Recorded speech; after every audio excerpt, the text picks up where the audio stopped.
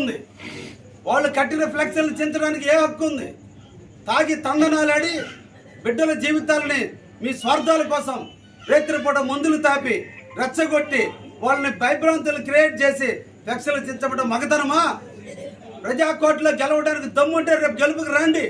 ఇది సూత్ర క్షేత్రంలో, అంతే తప్ప ఇటువంటి కార్యక్రమాలు ఇంకొకసారి పునరావృతం అయితే చూస్తూ ఊరుకునేది లేదు.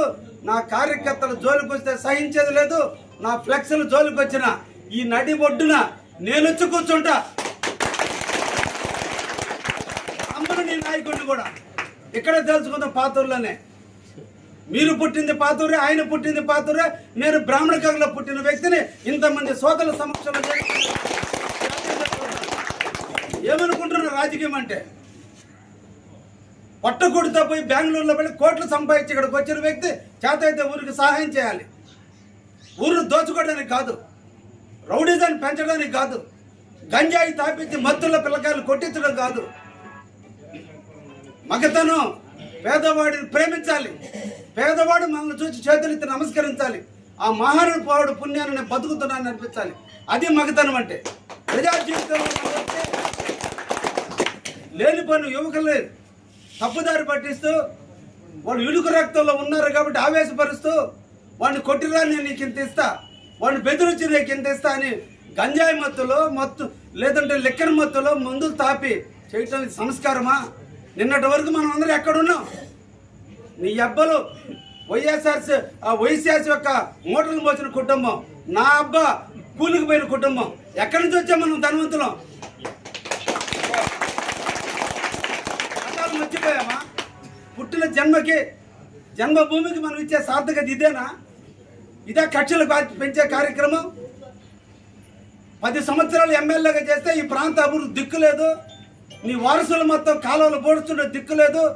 దేవుడు మాన్యాలు ఆక్రమిస్తే దిక్కు లేదు. కాలువలు ఆక్రమిస్తే దిక్కు లేదు. చేతైతే పాతూరు బిడ్డగా, రైతు కుటుంబంలో పుట్టిన బిడ్డగా చేతైతే ప్రజలకు నీళ్లు ఇచ్చేదానికి కాలువలు తవ్వించు, ఆక్రమించిన భూములు బయటకు తీపించు. అప్పుడు మేమందరం శిరస వచ్చి నీ కాళ్ళు కడగతా. నీ స్వార్థం కోసం ఇక్కడున్న యువకుల్లో వర్గాలు పెంచడం ఎంతవరకు సమంజసమని కూడా ఈ సందర్భంగా అడుగుతున్నా. దయచేసి అందరూ కూడా మీ అందరూ కూడా చెప్తున్నా, సమన్వయం పాటించండి. మన సిద్ధాంతం, మన పనితనం, మన పార్టీ క్రమశిక్షణ గల పార్టీ. ఏ ఒక్కరిని మనం ఇబ్బంది పెట్టేటువంటి పార్టీ కాదు. తొందరలో వాళ్ళు కోసాలు కదలబోతున్న కోసాలను నిలబెట్టుకోవడానికి భయభ్రాంతులు క్రియేట్ చేసి ఈరోజు హక్కును చేర్చుకోవడానికి ప్రయత్నిస్తున్నారు. ఏ ఒక్క కార్యకర్త దానికి అండగా ఇచ్చే ప్రసక్తే లేదు. కావలి నడిబొడ్డులోనే అత్యధికమైన మెజార్టీతో తెలుగుదేశం నిద్ర లేచి దేవుళ్ళ చుట్టూ తిరగడం కాదయా. దేవుడు చెప్పిన జ్ఞానం ఏంటి? దేవుడు చెప్పడం కాదు. పాపాలు చేయకపోతే దేవుడి గుడికి పోవాల్సిన అవసరం లేదు. పాపాలు కడుక్కోవడానికి దేవుడి గుడికి పోతూ ఈ రోజు ప్రజలు పాపాల చుట్టూ తిప్పుతూ ఇబ్బందులు పెడుతున్న మీరు ఈ రోజు సహిస్తే ఊరుకునే దానికి లేడు. కావ్య కృష్ణారెడ్డి పాతూరులో తొందరలోనే పాతూరు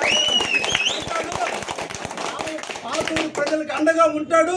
రోజుకి ఎక్కడికి తిరిగినా అరగంట అయినా ఇక్కడిగా వచ్చి కూర్చుంటాడు. ఇక్కడి నుంచి చూద్దాం యుద్ధం అంటే ఏందో.